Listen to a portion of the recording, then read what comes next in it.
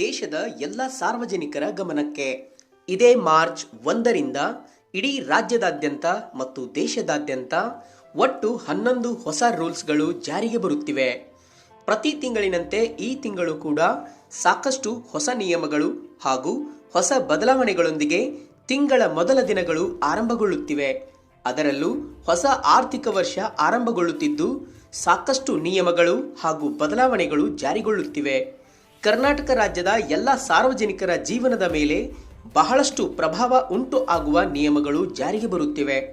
ಮನೆಯಲ್ಲಿ LPG gas ಇದ್ದವರಿಗೆ, WhatsApp ಬಳಕೆದಾರರಿಗೆ, ಪ್ರತಿ ತಿಂಗಳು ಪಿಂಚಣಿ ಹಣ ಪಡೆದುಕೊಳ್ಳುತ್ತಿರುವ 60 ವರ್ಷ ಮೇಲ್ಪಟ್ಟ ಹಿರಿಯ ನಾಗರಿಕರಿಗೆ, ವಿಧವಾ ವೇತನ ಪಡೆದುಕೊಳ್ಳುತ್ತಿರುವವರಿಗೆ, ಬ್ಯಾಂಕ್ ಅಕೌಂಟ್ ಇರುವವರಿಗೆ ಪ್ರತಿಯೊಬ್ಬರಿಗೂ ಕೂಡ ಹಾಗೂ ಆಧಾರ್ ಕಾರ್ಡ್ ಇದ್ದವರಿಗೂ ಸೇರಿದಂತೆ ಒಟ್ಟು 11 ಹೊಸ ರೂಲ್ಸ್ಗಳು ಜಾರಿಗೊಳ್ಳುತ್ತಿವೆ. ಪ್ರತಿಯೊಬ್ಬ ಸಾರ್ವಜನಿಕರು ಕೂಡ ಈ 11 ಬಗೆಯ ಹೊಸ ರೂಲ್ಸ್ಗಳು ತಪ್ಪದೆ ತಿಳಿದುಕೊಳ್ಳಿ. ದಿನನಿತ್ಯದ ಜೀವನದಲ್ಲಿ ಸಾಕಷ್ಟು ಬದಲಾವಣೆಗಳು ಆಗಲಿವೆ. ಕೇಂದ್ರ ಸರ್ಕಾರ ಮತ್ತು ರಾಜ್ಯ ಸರ್ಕಾರಗಳು ಈ ಹೊಸ ನಿಯಮಗಳಿಗೆ ಜಾರಿಗೊಳಿಸುವ ಮೂಲಕ ಸಾರ್ವಜನಿಕರ ಜೀವನ ಮಟ್ಟವನ್ನು ಸುಧಾರಿಸುವಲ್ಲಿ ಮಹತ್ವದ ಕ್ರಮವನ್ನ ತೆಗೆದುಕೊಳ್ಳುತ್ತವೆ. ಕ್ಯಾಲೆಂಡರ್ ಪುಟ ಬದಲಾಗುತ್ತಿದ್ದಂತೆ ಸಾಮಾನ್ಯ ಜನರ ದೈನಂದಿನ ಜೀವನಕ್ಕೆ ಸಂಬಂಧಿಸಿದ ಹಲವು ನಿಯಮಗಳು ಬದಲಾಗುತ್ತಿವೆ. ಮಾರ್ಚ್ 1, 2026ರಿಂದ ಸಿಮ್ ಕಾರ್ಡ್, ಬ್ಯಾಂಕಿಂಗ್ ಮತ್ತು ರೈಲ್ವೆ ಸೇವೆಗಳಲ್ಲಿ ಮಹತ್ವದ ಬದಲಾವಣೆಗಳು ಜಾರಿಗೊಳ್ಳುತ್ತಿವೆ. ಇದು ನಿಮ್ಮ ಸ್ಮಾರ್ಟ್ ಫೋನ್ ಬಳಕೆ ಮತ್ತು ಮನೆಯ ಬಜೆಟ್ ಮೇಲೆ ನೇರ ಪರಿಣಾಮ ಬೀರಲಿದೆ. ಡಿಜಿಟಲ್ ಸುರಕ್ಷತೆಯನ್ನು ಬಲಪಡಿಸುವುದು ಮತ್ತು ಸೇವೆಗಳಲ್ಲಿ ಪಾರದರ್ಶಕತೆ ತರುವುದು ಈ ಬದಲಾವಣೆಗಳ ಮುಖ್ಯ ಉದ್ದೇಶವಾಗಿದೆ. ಇಂದು ಮಾರ್ಚ್ 1 ಅಂದರೆ ಈ ಮಾರ್ಚ್ 1ರಿಂದ 11 ಪ್ರಮುಖ ಬದಲಾವಣೆಗಳು ಇಲ್ಲಿವೆ. ಮೊದಲನೆಯದಾಗಿ ಸಿಮ್ ಕಾರ್ಡ್ ತೆಗೆದರೆ ವಾಟ್ಸಪ್ ಬಂದ್ ಆಗಲಿದೆ. ಡಿಜಿಟಲ್ ವಂಚನೆ ಮತ್ತು OTP ಸ್ಕ್ಯಾಮ್ಗಳಿಗೆ ಕಡಿವಾಣ ಹಾಕಲು ಸರ್ಕಾರ ಇಂದಿನಿಂದ ಸಿಮ್ ಬೈಂಡಿಂಗ್ ಅಂದರೆ ನಿಯಮವನ್ನು ಕಟ್ಟುನಿಟ್ಟಾಗಿ ಜಾರಿಗೊಳಿಸುತ್ತಿದೆ. ಇನ್ನು ಮುಂದೆ ವಾಟ್ಸಪ್, ಟೆಲಿಗ್ರಾಮ್ ಮತ್ತು ಸಿಗ್ನಲ್ ನಂತಹ ಆಪ್ಗಳು ನೇರವಾಗಿ ನಿಮ್ಮ ಸಿಮ್ ಕಾರ್ಡ್ನೊಂದಿಗೆ ಲಾಕ್ ಆಗಿರುತ್ತವೆ. ಒಂದು ವೇಳೆ ನೀವು ನಿಮ್ಮ ಫೋನ್ನಿಂದ ಸಿಮ್ ಕಾರ್ಡ್ ತೆಗೆದರೆ ಈ ಆಪ್ಗಳು ತಕ್ಷಣ ಕೆಲಸ ಮಾಡುವುದನ್ನು ನಿಲ್ಲಿಸುತ್ತವೆ. ಆಕ್ಟಿವ್ ಸಿಮ್ ಇಲ್ಲದೆ ಕೇವಲ ವೈಫೈ ಬಳಸಿ ಈ ಆಪ್ಗಳನ್ನು ಕ್ಲೋನ್ ಮಾಡುವುದು ಅಥವಾ ಬಳಸುವುದು ಇನ್ನು ಮುಂದೆ ಸಾಧ್ಯವಿಲ್ಲ. ಇನ್ನು ಎರಡನೆಯದಾಗಿ ರೈಲ್ವೆ ಪ್ರಯಾಣಿಕರಿಗೆ ರೈಲ್ 1 ಹೊಸ ಸಾರಥಿ. ರೈಲು ಪ್ರಯಾಣಿಕರಿಗೆ ಇದು ಅತ್ಯಂತ ಪ್ರಮುಖ ಅಪ್ಡೇಟ್. ಜನರಲ್ ಮತ್ತು ಪ್ಲಾಟ್ಫಾರ್ಮ್ ಟಿಕೆಟ್ ಬುಕ್ ಮಾಡುವ ಹಳೆಯ ವಿಧಾನ ಈಗ ಬದಲಾಗಲಿದೆ. ಮಾರ್ಚ್ 1ರಿಂದ ಹಳೆಯ UTS ಆಪ್ ಸೇವೆಯನ್ನು ಸ್ಥಗಿತಗೊಳಿಸುವ ಸಾಧ್ಯತೆ ಇದೆ. ಅದರ ಬದಲಿಗೆ ಹೊಸ ರೈಲ್ 1 ಆಪ್ ಸಂಪೂರ್ಣವಾಗಿ ಕಾರ್ಯಾರಂಭ ಮಾಡಲಿದೆ. ಪ್ರಯಾಣಿಕರು ನಿಲ್ದಾಣಗಳಲ್ಲಿ ಉದ್ದನೆಯ ಸಾಲಿನಲ್ಲಿ ನಿಲ್ಲುವುದನ್ನು ತಪ್ಪಿಸಲು ತಕ್ಷಣವೇ ರೈಲ್ 1 ಆಪ್ ಡೌನ್ಲೋಡ್ ಮಾಡಿಕೊಳ್ಳಲು ಸೂಚಿಸಲಾಗಿದೆ. ಇನ್ನು ಮೂರನೇದಾಗಿ LPG ಸಿಲಿಂಡರ್ ಬೆಲೆ ಪರಿಷ್ಕರಣೆ.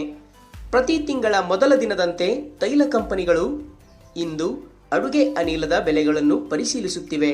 ಅಂತಾರಾಷ್ಟ್ರೀಯ ಮಾರುಕಟ್ಟೆಯಲ್ಲಿನ ಕಚ್ಚಾ ತೈಲ ಬೆಲೆಗೆ ಅನುಗುಣವಾಗಿ ವಾಣಿಜ್ಯ ಸಿಲಿಂಡರ್ಗಳಲ್ಲಿ ಏರಿಳಿತವಾಗಬಹುದು. ಗೃಹ ಬಳಕೆ ಸಿಲಿಂಡರ್ ಗ್ರಾಹಕರು ಕೂಡ ಈ ಬದಲಾವಣೆಯ ಮೇಲೆ ಕಣ್ಣಿಟ್ಟಿದ್ದಾರೆ. ಇನ್ನು ನಾಲ್ಕನೆಯದಾಗಿ ಬ್ಯಾಂಕ್ ಖಾತೆಯಲ್ಲಿ ಸರಾಸರಿ ಬ್ಯಾಲೆನ್ಸ್ ಲೆಕ್ಕಾಚಾರ ಅಂದರೆ ಮಿನಿಮಮ್ ಬ್ಯಾಲೆನ್ಸ್. ಕನಿಷ್ಠ ಬ್ಯಾಲೆನ್ಸ್ ಕಾಯ್ದುಕೊಳ್ಳುವ ಚಿಂತೆಯಲ್ಲಿದ್ದವರಿಗೆ ಇದೊಂದು ನೆಮ್ಮದಿಯ ಸುದ್ದಿ. ಇನ್ನು ಮುಂದೆ ಬ್ಯಾಂಕುಗಳು ಬ್ಯಾಲೆನ್ಸ್ ಲೆಕ್ಕ ಹಾಕುವ ವಿಧಾನವನ್ನು ಬದಲಿಸುತ್ತಿವೆ. ಬ್ಯಾಂಕುಗಳು ಕೇವಲ ಒಂದು ನಿರ್ದಿಷ್ಟ ದಿನದ ಬ್ಯಾಲೆನ್ಸ್ ನೋಡುವ ಬದಲಿಗೆ ಆವರೇಜ್ ಮಂತ್ಲಿ ಬ್ಯಾಲೆನ್ಸ್ ಅಂದರೆ AMB ಅಂದರೆ ತಿಂಗಳ ಸರಾಸರಿ ಮೊತ್ತವನ್ನು ಆಧಾರವಾಗಿ ಇಟ್ಟುಕೊಳ್ಳುತ್ತವೆ. ಯಾವುದಾದರೂ ತುರ್ತು ಸಂದರ್ಭದಲ್ಲಿ ಒಂದು ದಿನ ನಿಮ್ಮ ಖಾತೆಯಲ್ಲಿ ಹಣ ಕಡಿಮೆಯಾದರೂ ಮುಂದಿನ ದಿನಗಳಲ್ಲಿ ಹೆಚ್ಚಿನ ಹಣವನ್ನು ಜಮಾ ಮಾಡುವ ಮೂಲಕ ತಿಂಗಳ ಸರಾಸರಿಯನ್ನು ಸರಿತೂಗಿಸಬಹುದು. ಇದರಿಂದ ದಂಡದಿಂದ ಪಾರಾಗಬಹುದು. ಇನ್ನು ಐದನೆಯದಾಗಿ ಹೈ ವ್ಯಾಲ್ಯೂ UPI ವಹಿವಾಟಿಗೆ ಹೆಚ್ಚಿನ ಭದ್ರತೆ. ಹೆಚ್ಚಿನ ಮೊತ್ತದ ಆನ್ಲೈನ್ ಹಣ ವರ್ಗಾವಣೆ ಇನ್ನು ಮುಂದೆ ಕೇವಲ ಪಿನ್ ನಂಬರ್ ಮೇಲೆ ನಡೆಯುವುದಿಲ್ಲ. ಮಾರ್ಚ್ 1ರಿಂದ ಅಂದರೆ ಇಂದಿನಿಂದ ದೊಡ್ಡ ಮೊತ್ತದ ವಹಿವಾಟುಗಳಿಗೆ ಹೆಚ್ಚುವರಿ ಬಯೋಮೆಟ್ರಿಕ್ ಅಥವಾ ಮಲ್ಟಿ ಫ್ಯಾಕ್ಟರ್ ಅಥೆಂಟಿಕೇಶನ್ ಕಡ್ಡಾಯವಾಗಲಿದೆ. ನೀವು ಹೆಚ್ಚಿನ ಹಣವನ್ನು ವರ್ಗಾಯಿಸುವ ಫಿಂಗರ್ ಪ್ರಿಂಟ್ ಅಥವಾ ಫೇಸ್ ಐಡಿ ನೀಡಬೇಕಾಗಬಹುದು. ಇನ್ನು 6ನೇದಾಗಿ ತೆರಿಗೆ ನಿಯಮಗಳಲ್ಲಿ ಸರಳೀಕರಣ. 2026ರ ಹೊಸ ಆದಾಯ ತೆರಿಗೆ ನಿಯಮಗಳು ಈಗಿರುವ ಹಳೆಯ ಮತ್ತು ಗೊಂದಲಮಯ ನಿಬಂಧನೆಗಳನ್ನು ತೆಗೆದುಹಾಕಲಿವೆ. ಹೊಸ ಐಟಿಆರ್ ಫಾರ್ಮ್ಗಳು ತೆರಿಗೆ ಸಲ್ಲಿಕೆಯನ್ನು ಸುಲಭಗೊಳಿಸಲು ಹೊಸ ನಮೂನೆಗಳನ್ನು ಪರಿಚಯಿಸಲಾಗುತ್ತಿದೆ. ಡಿಜಿಟಲ್ ವೇಗ, ಸ್ವಯಂಚಾಲಿತ ಪರಿಶೀಲನೆ ಮತ್ತು ಮೊದಲೇ ಭರ್ತಿ ಮಾಡಿದ ಮಾಹಿತಿಯನ್ನು ಇರುವುದರಿಂದ ತೆರಿಗೆ ಸಲ್ಲಿಕೆ ಇನ್ನು ಮುಂದೆ ಅತ್ಯಂತ ವೇಗವಾಗಿ ಮತ್ತು ನಿಖರವಾಗಿ ನಡೆಯಲಿದೆ. ಇನ್ನು 7ನೇದಾಗಿ ಜಿಎಸ್ಟಿ ಪಾಲನೆ ಈಗ ಇನ್ನಷ್ಟು ಕಠಿಣ. ಜಿಎಸ್ಟಿ ವಂಚನೆ ತಡೆಗಟ್ಟಲು ಸರ್ಕಾರವು ಕಟ್ಟುನಿಟ್ಟಿನ ಕ್ರಮ ಕೈಗೊಂಡಿದೆ. ಸ್ವಯಂಚಾಲಿತ ಎಚ್ಚರಿಕೆ, ಇನ್ಪುಟ್ ಟ್ಯಾಕ್ಸ್ ಕ್ರೆಡಿಟ್ ಪಡೆಯುವಲ್ಲಿ ಅಂದರೆ ಐಟಿಸಿ ಅಥವಾ ಇನ್ವಾಯ್ಸ್ಗಳಲ್ಲಿ ವ್ಯತ್ಯಾಸ ಕಂಡು ಬಂದರೆ ತಕ್ಷಣವೇ ಆನ್ಲೈನ್ ಮೂಲಕ ಎಚ್ಚರಿಕೆ ಮತ್ತು ದಂಡ ವಿಧಿಸಲಾಗುತ್ತದೆ. ಡೆಡ್ಲೈನ್ ಎಚ್ಚರಿಕೆ, ಮಾರ್ಚ್ 31ರ ಒಳಗಾಗಿ ಎಕ್ಸ್ಪೋರ್ಟ್ಗಳು ಮತ್ತು ಕಾಂಪೋಸಿಷನ್ ಸ್ಕೀಮ್ ಆಯ್ಕೆ ಮಾಡುವವರು ಅಗತ್ಯ ದಾಖಲೆಗಳನ್ನು ಸಲ್ಲಿಸುವುದು ಕಡ್ಡಾಯ. ಇನ್ನು 8ನೇದಾಗಿ ಕಾರ್ಮಿಕ ಕಾನೂನು ತಿದ್ದುಪಡಿ. ಕಾರ್ಮಿಕ ಮತ್ತು ಮಾಲೀಕರ ನಡುವಿನ ಸಂಬಂಧವನ್ನು ಸುಧಾರಿಸಲು ಹೊಸ ಕೈಗಾರಿಕಾ ಸಂಬಂಧಗಳ ಚೌಕಟ್ಟನ್ನು ಜಾರಿಗೆ ತರಲಾಗುತ್ತಿದೆ. ಇದು ವಿವಾದಗಳ ಶೀಘ್ರ ಇತ್ಯರ್ಥ ಮತ್ತು ಕೆಲಸದ ಸ್ಥಳಗಳಲ್ಲಿ ಉತ್ತಮ ಆಡಳಿತಕ್ಕೆ ಒತ್ತು ನೀಡಲಿದೆ.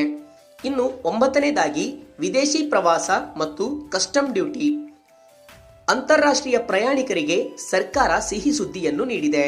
ವಿದೇಶದಿಂದ ಬರುವಾಗ ತರಬಹುದಾದ ಸುಂಕರಹಿತ ಲಗೇಜ್ ಮಿತಿಯನ್ನು ಹೆಚ್ಚಿಸಲಾಗಿದೆ. ಚಿನ್ನಾಭರಣಗಳನ್ನು ತರುವ ನಿಯಮಗಳನ್ನು ಸರಳೀಕರಣಗೊಳಿಸಲಾಗಿದ್ದು ಜಾಗತಿಕ ಮಾನದಂಡಗಳಿಗೆ ಅನುಗುಣವಾಗಿ ಬದಲಾವಣೆ ಮಾಡಲಾಗಿದೆ.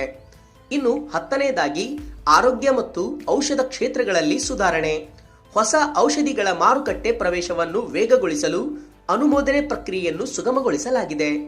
ಕ್ಲಿನಿಕಲ್ ಪ್ರಯೋಗಗಳ ನಿಯಮಗಳನ್ನು ಸರಳೀಕರಿಸುವ ಮೂಲಕ ಔಷಧ ಕ್ಷೇತ್ರದಲ್ಲಿ ಹೆಚ್ಚಿನ ಹೂಡಿಕೆಯನ್ನು ಆಕರ್ಷಿಸಲು ಸರ್ಕಾರವು ಮುಂದಾಗಿದೆ. ಇನ್ನು ಕೊನೆಯದಾಗಿ 11ನೆಯ ಹೊಸ ನಿಯಮ ಏನು ಅಂದರೆ ಡಿಜಿಟಲ್ ತೆರಿಗೆ ವ್ಯವಸ್ಥೆ ಮತ್ತು ಆಧುನೀಕರಣ. ಕೃತಕ ಬುದ್ಧಿಮತ್ತೆ ಅಂದರೆ ಆರ್ಟಿಫಿಷಿಯಲ್ ಇಂಟೆಲಿಜೆನ್ಸ್ ಮತ್ತು ಕೇಂದ್ರೀಕೃತ ಡೇಟಾಬೇಸ್ ಬಳಸಿ ತೆರಿಗೆ ಪಾವತಿಯನ್ನು ಮೇಲ್ವಿಚಾರಣೆ ಮಾಡಲಾಗುತ್ತದೆ. ಇದು ಭ್ರಷ್ಟಾಚಾರವನ್ನು ಕಡಿಮೆ ಮಾಡುವುದಲ್ಲದೆ ಪಾರದರ್ಶಕತೆಯನ್ನು ಹೆಚ್ಚಿಸಲಿದೆ. ಒಟ್ಟಿನಲ್ಲಿ ಈ ರೀತಿಯಾಗಿ 11 ಹೊಸ ರೂಲ್ಸ್ಗಳನ್ನು ಜಾರಿಗೊಳಿಸುವ ಮೂಲಕ ದೇಶದಲ್ಲಿರುವ ಹಾಗೂ ಕರ್ನಾಟಕದಲ್ಲಿರುವ ಪ್ರತಿಯೊಬ್ಬ ಸಾರ್ವಜನಿಕರ ಜೀವನದ ಮೇಲೆ ಸಾಕಷ್ಟು ಪ್ರಭಾವವನ್ನು ಉಂಟು ಮಾಡುವಂತಹ ಈ ಹೊಸ ನಿಯಮಗಳನ್ನು ಜಾರಿಗೆ ತರುತ್ತಿದ್ದು ಇದು ಒಳ್ಳೆಯ ಕೆಲಸ ಅನ್ನುವುದಾದರೆ ತಪ್ಪದೆ ಈ ವಿಡಿಯೋಗೆ ಒಂದು ಲೈಕ್ ಮಾಡಿ ಹಾಗೂ ಪ್ರತಿಯೊಬ್ಬರಿಗೂ ಕೂಡ ತಲುಪುವವರೆಗೂ ಎಲ್ಲ ವಾಟ್ಸಪ್ ಗ್ರೂಪ್ಗಳಿಗೆ ಶೇರ್ ಮಾಡಿ. Thank you for watching.